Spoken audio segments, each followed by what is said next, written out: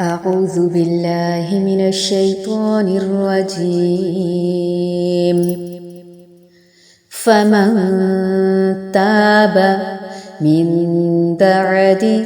ظلمه وأصلح فإن الله يتوب عليه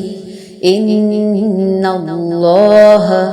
غفور رحيم ألم تعلم أن الله له ملك السماوات والأرض يعذب من يشاء ويغفر لمن يشاء والله على كل شيء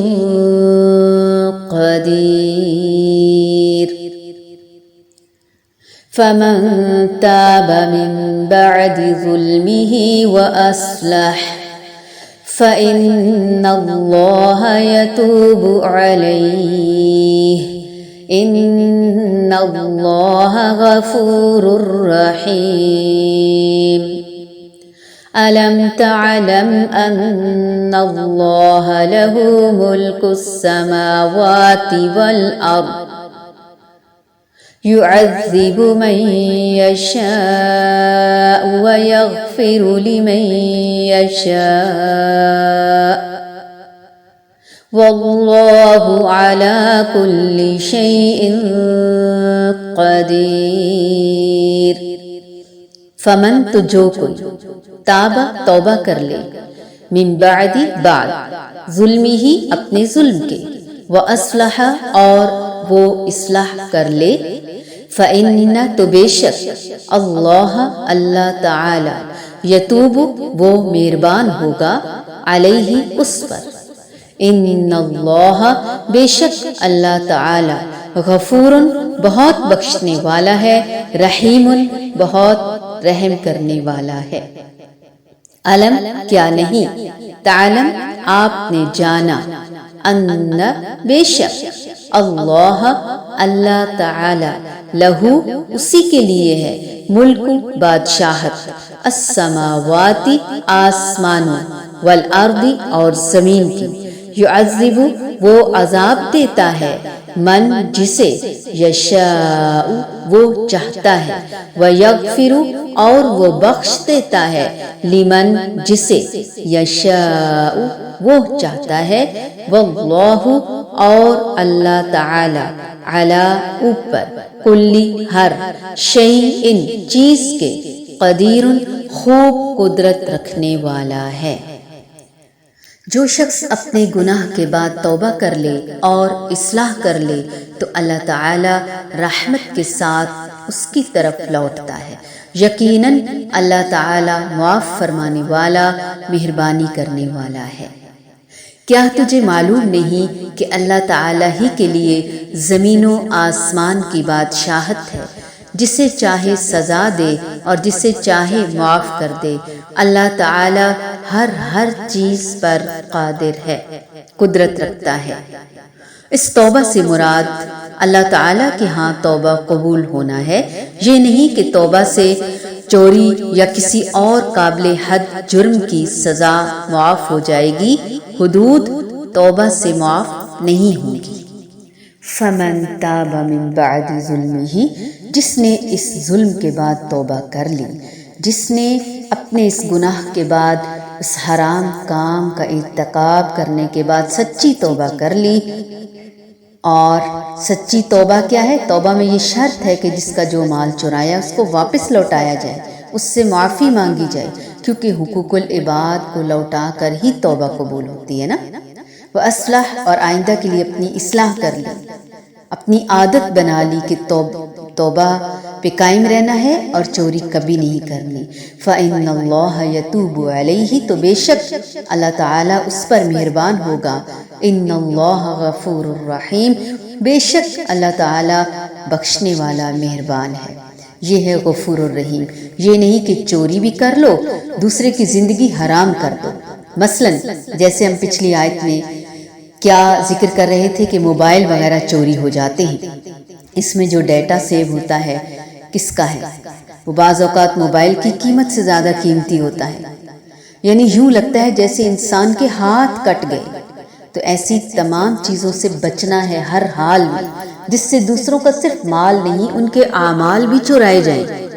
ان اللہ غفور الرحیم، اور اگر انسان توبہ نہیں کرتا، باز نہیں آتا، دوسروں کا مال ان کو نہیں لوٹاتا، تو پھر یہ تو اس کے ایمان میں بھی خلل اندازی کا ذریعہ ہے۔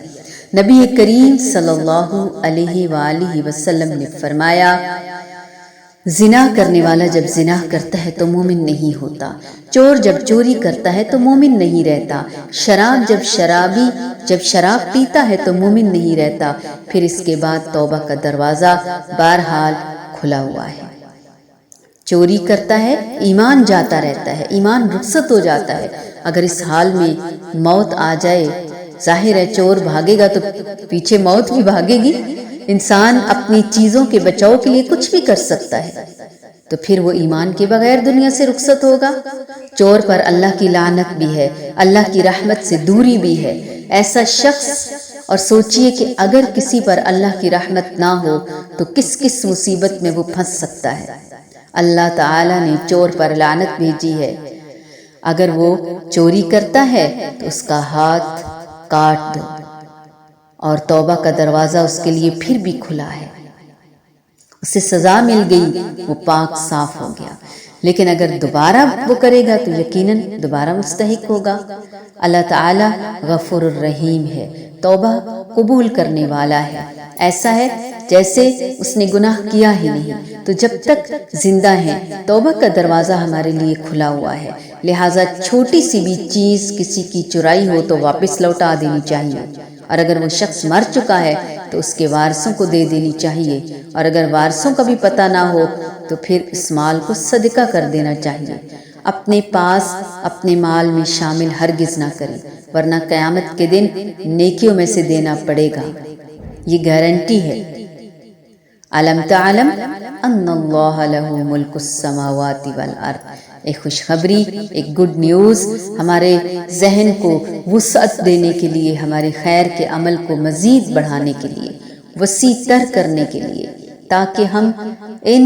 برائیوں سے ہمیشہ کے لیے باز آ جائیں، ہمیشہ کے لیے توبہ کر لیں۔ کیا تم نہیں جانتے کہ اللہ تعالی زمین اور آسمان کی سلطنت کا اکیلا مالک ہے، وہ جسے چاہے سزا دے، یعذب من یشاء ویغفر لمن یشاء، جسے چاہے سزا دے، جسے چاہے معاف کر دے، واللہ علی کل شیء قدیر، اور اللہ تعالی ہر چیز کا اختیار رکھتا ہے۔ یعنی ایک طرف بخشش کی بات کی گئی اور دوسری طرف سزا دینے کی بات کی گئی، کہ توبہ کے بعد بھی اصل میں تو اختیار اللہ ہی کے پاس ہے کہ کس کو بخشے اور کس کو نہ بخشے۔ تو اس لیے انسان بخشش کی امید پر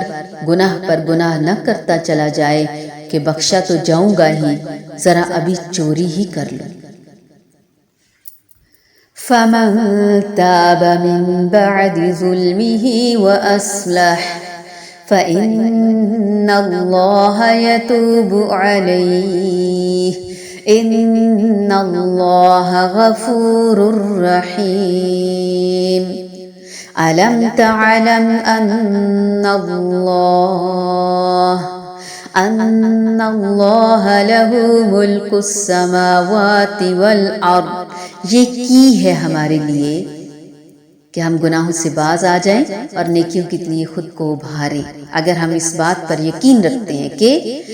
أَلَمْ تَعْلَمْ أَنَّ اللَّهَ لَهُ مُلْكُ السَّمَاوَاتِ وَالْأَرْضِ يُعَذِّبُ مَن يَشَاءُ وَيَغْفِرُ لِمَن يَشَاءُ وَاللَّهُ عَلَى كُلِّ شَيْءٍ قَدِيرٌ۔